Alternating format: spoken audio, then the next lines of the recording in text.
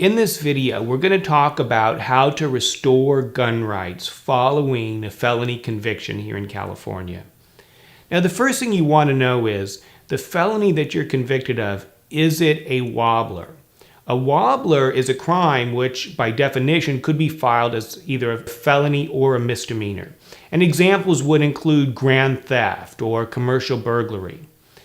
If you're convicted of a felony that is a wobbler, then many times we can go into court and get it reduced to a misdemeanor. It's something that we call a Penal Code 17B motion.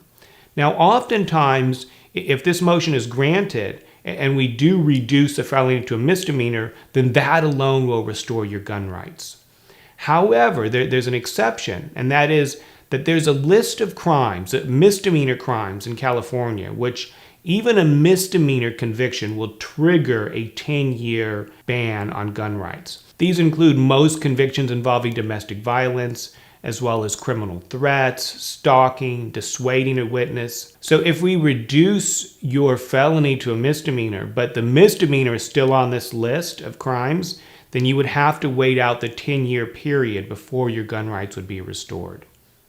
So that's with regard to wobblers. Now let's talk about straight felonies. Straight felonies are felony crimes that can only be filed as a felony. They cannot be reduced to a misdemeanor. This list includes crimes like robbery, residential burglary, and perjury. If it's a straight felony, then a 17B motion is not going to do the trick. So what we have to do is seek a governor's pardon. And usually, if you're successful in getting a governor's pardon, that will restore your gun rights.